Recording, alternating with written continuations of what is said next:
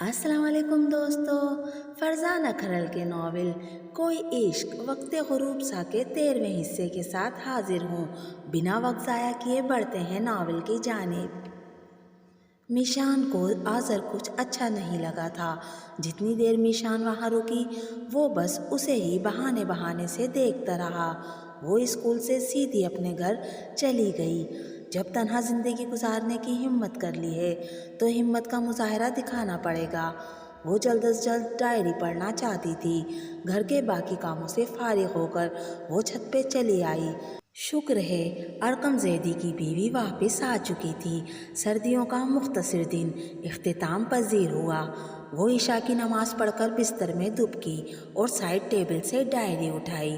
صبح جاسیہ کی آنکھ کھلی تو وہ مصطفیٰ کو اپنے پہلو میں لیٹا دیکھ کر فرط مسرت سے کانپ اٹھی۔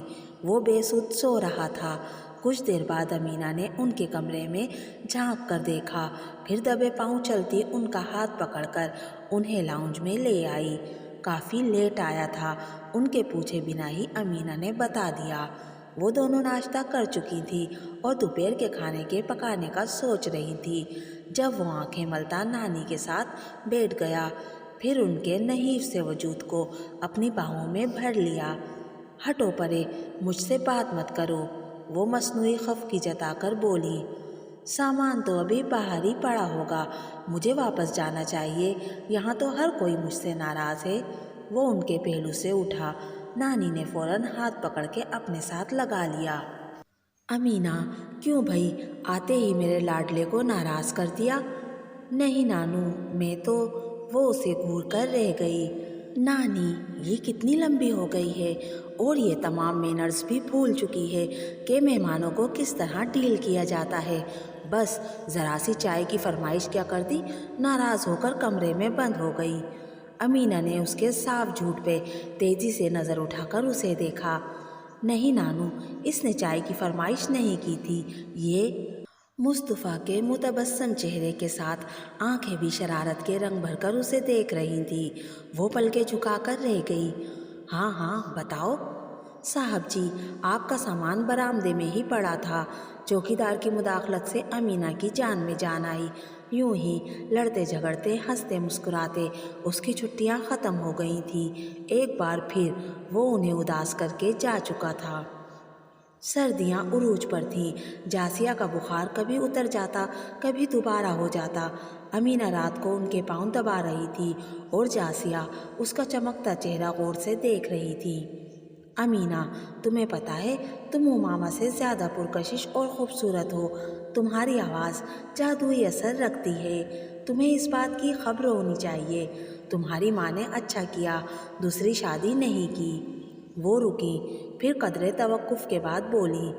امینہ، اب تم 18 سال کی ہو چکی ہو، میری باتیں تمہاری سمجھ میں آ سکتی ہیں۔ میری بات توجہ سے سنو۔ خدا نہ کرے کہ تمہارا نصیب ماں جیسا ہو، خدا کرے ماں کی تمام دعائیں تمہارا مقدر سنوار دیں، مگر ایک بات یاد رکھنا، اگر تم پر ماں جیسا وقت آئے تو زندگی تنہا مت گزارنا، کسی کو اپنی زندگی میں شامل کر لینا۔ میکا یا سسرال مضبوط ہو تو عورت شوہر کے بعد بھی عزت سے زندگی گزار سکتی ہے۔ امینہ بدھ بنی گنگ سی بیٹھی ان کی گفتگو دھیان سے سن رہی تھی۔ میں تمہیں بتاؤں وہ راستہ کیا ہے؟ اس پل جاسیہ کی آنکھیں چمکی تھیں۔ وہ ہمارے نبی کریم کی شریعت کا راستہ ہے، یہ کہتے ہوئے ان کا لہجہ دھیما ہوا تھا، جس میں بیوہ کے جلد نکاح کا حکم ہے۔ اور میں تمہیں بتاؤں امینہ، یہ راستہ میں نے چنا تھا، میرے دیور نے بھی مجھے گھر سے نکال دیا تھا، میری تو اولاد بھی نہیں تھی، پھر میں نے ماموں کے گھر پناہ لی اور میرے ماموں نے ہی میرے لیے رشتہ تلاش کیا۔ میں نے اپنے اللہ کے حکم پہ سر جھکا دیا اور میرا بھروسہ ٹوٹا نہیں تھا۔ یہ سب دولت، جائیداد، کوٹھی، عیش و آرام مجھے دوسرے نکاح کرنے کے بعد ملا۔ اللہ نے بیٹی بھی دی اور نواسے کی نعمت سے بھی نوازا۔ اللہ کی شریعت پہ چلنے والے کبھی گھاٹے میں نہیں رہتے۔ جہاں تک کریم کی شہرت میں نے سنی ہے وہ اتنا اچھا آدمی نہیں ہے، پتہ نہیں میری زندگی کتنی ہے، مگر اس پہ کبھی بھروسہ مت کرنا۔ اب تم سو جاؤ، نیند تمہاری آنکھوں میں بھری ہوئی ہے۔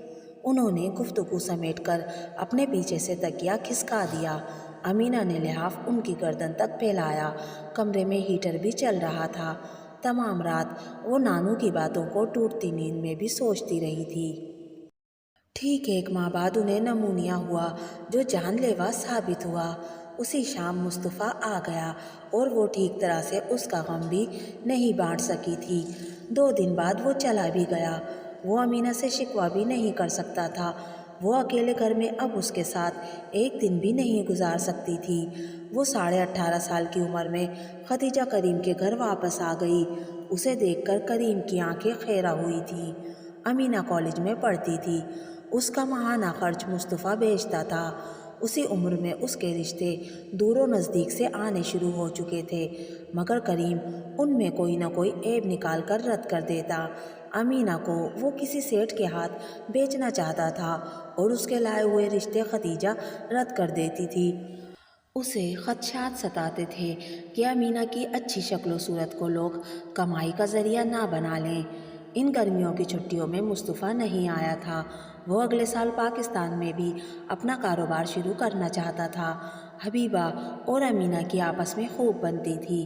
آج کل گھر میں کریم اور خدیجہ کی لڑائیاں آئے دن امینہ کی وجہ سے ہی ہوتی تھیں۔ ایک دن وہ کالج سے نکلی تو اس پہ شادی مرگ جیسی کیفیت طاری تھی۔ باہر مصطفیٰ گاڑی سے ٹیک لگائے کھڑا تھا۔ میں تو ڈر گئی تھی کہ پتہ نہیں تم آؤ گے بھی یا مجھے انتظار ہی کرواتے رہو گے۔ وہ اس کی نظروں میں لہجہ بھر کو بھی نہیں دیکھ سکی۔ اس دن امینہ کو احساس ہوا تھا کہ اس کی آنکھیں دعا دیتی تھیں۔ کم از کم وہ اب ان میں نہیں جھانک سکتی تھی۔ شکر ہے تم نے کہا انتظار کرواتے رہو گے۔ وہ ایک طویل سانس لے کر بولا، اگر کہہ دیتی چھوڑ دو گے تو میں نے تمہاری بے اعتباری پہ گاڑی کسی دیوار پہ دے مارنی تھی۔ اور وہ بس مسکراتی رہی۔ میں تمہارے لیے کافی کچھ لایا ہوں، کل آنا۔ وہ سامنے دیکھتے ہوئے بولا، میں کس طرح آ سکتی ہوں؟ خالو باقاعدہ میری نگرانی کرتے ہیں۔ مصطفیٰ کی کشادہ پیشانی پہ کئی بل پڑے۔ وہ کون سا سارا دن گھر میں ہوتا ہے، حبیبہ کے ساتھ آ جانا۔ اور خالہ کو کیا کہوں گی؟ اس نے ایک دم بریک لگائے تھے، پھر اس کی طرف گھوما۔ وہ اسے ہمیشہ استحقاق بھری نظروں سے دیکھتا تھا۔ کبھی میری غیر موجودگی میں یہ بھی سوچا ہے کہ مصطفیٰ کو کیا کہوں گی؟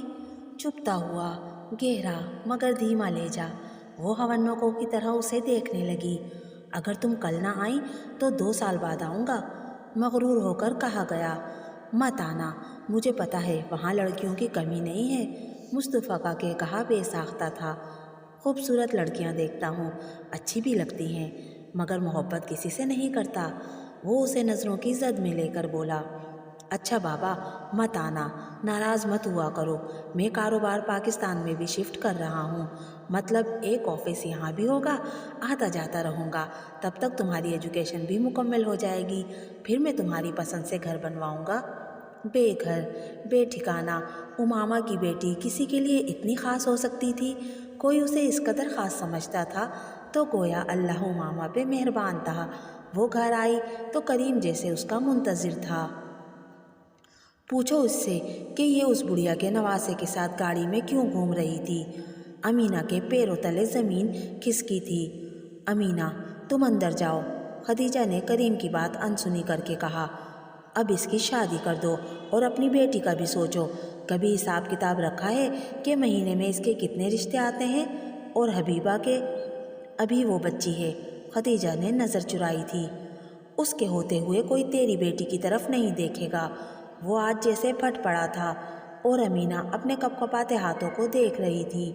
اپنی بیٹی کے کپڑوں جوتوں پہ بھی دھیان دیا کرو اور اپنی چہیتی سے پوچھنا یہ اتنے اچھے کپڑے جوتے کہاں سے لیتی ہے۔ بس میں نے کہہ دیا ہے، اب جو رشتہ میں لے کر آؤں گا وہیں اس کی شادی ہوگی۔ تجھے تو سارے ہی چور اچکے ڈاکو لگتے ہیں جو اسے بیچ کھائیں گے۔ ایسا کر اسے دیوار میں چنوا دے، اور ہاں اسے اچھی طرح سمجھا دینا آئندہ میں اسے اس لڑکے کے ساتھ نہ دیکھوں۔ وہ پیر پٹکتا باہر چلا گیا۔ امینہ نے اپنے سینے میں کب کی رکی سانس بحال کی تھی۔ چند ماہ بعد پھر مصطفیٰ اس کے کالج کے سامنے کھڑا تھا اور وہ خود کو اس کی گاڑی میں بیٹھنے سے روک نہیں سکی تھی۔ وہ بیٹھ تو گئی تھی مگر بے حد پریشان تھی۔ مصطفیٰ نے اس کی یہ حالت بھانپ لی تھی۔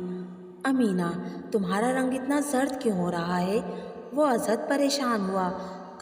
کچھ نہیں، بس خالو نے منع کیا تھا۔ اس نے کیوں منع کیا ہے؟ مصطفیٰ نے اسٹیئرنگ پہ زور سے مکہ مارا۔ کیا مطلب کیوں؟ وہ تب کر بولی، اس کے گھر میں رہتی ہوں، اس کی ذمہ داری ہوں۔ اب زیادہ عرصہ تمہیں وہاں نہیں رہنا پڑے گا۔ اسی سال کے اندر میرا آفس سیٹ ہو جائے گا، پھر ہم شادی کر لیں گے۔ امینا کے رخساروں پہ سرخی دوڑ گئی۔ مصطفیٰ کو یہ منظر ہمیشہ بھاتا تھا، جیسے سفید کاغذ پہ کسی نے رنگ گرا دیا ہو۔ کتنے دن رہو گے؟ وہ اس کے دیکھنے کے انداز سے جزبز ہو کر بولی۔ جب تک تم کہو گی۔ وہ بھی برجستگی سے بولا۔ پھر مت جاؤ، اس نے حکم دے دیا۔ نہیں جاؤں گا، اس نے سر جھکا دیا۔ پھر ایک دم ہی وہ دونوں ہنسنے لگے، اور دوسرے پل ہی ان کی ہنسی کو بریک لگے تھے۔ ان کی گاڑی کے عین سامنے کریم کھڑا تھا۔ وہ اسے چوک پہ اتارنے آیا تھا۔ مصطفیٰ نے دیکھا امینا کا سفید چہرہ بالکل پھیکا پڑ رہا تھا۔ وہ دروازہ کھول کر باہر آیا۔ کیوں صاحب، کیا ارادے ہیں؟ کریم کا انداز عجیب لوفرانہ تھا۔ کیا مطلب؟ مصطفیٰ کا دماغ گھوما۔ مطلب مفت کا مال ہاتھ لگ گیا ہے۔ اس نے ایک الٹے ہاتھ کا جھانپڑ رسید کیا۔ کریم سوچ بھی نہیں سکتا تھا کہ وہ اسے مار سکتا ہے۔ تم امینا کے لیے اتنی گندی زبان کیسے بول سکتے ہو؟ تم اس کے باپ کے برابر ہو۔ وہ آواز نیچی رکھ کے دہاڑا تھا۔ اس لیے کہہ رہا ہوں، لڑکی سے دور رہو۔ میرے گھر میں رہتی ہے، میری ذمہ داری ہے۔ یوں اسے کوئی سڑکوں پہ لیے گھومتا رہے، یہ مجھ سے برداشت نہیں ہوتا۔ کوئی اور کیوں، صرف میں۔ وہ کریم کی آنکھوں میں آنکھیں ڈال کے بول رہا تھا۔ امینا مصطفیٰ کے سوا ایک پل کو بھی کسی کی ہمسفر نہیں بن سکتی۔ اس کے پتھریلے لہجے میں کچھ ایسا تھا کہ کریم کو ریڑھ کی ہڈی میں ٹھنڈک دوڑتی محسوس ہوئی۔ دوستو، یہ تھا ناول کوئی عشق وقت غروب سا کا 13واں حصہ۔ آپ کو میری آج کی ویڈیو کیسی لگی مجھے کمنٹ کر کے ضرور بتائیے گا۔ اگر ویڈیو پسند آئی تو پلیز میرے چینل کو سبسکرائب کیجیے، میری ویڈیو کو لائک اور شیئر کیجیے۔ ملتے ہیں اگلی ویڈیو میں، تب تک کے لیے اللہ حافظ۔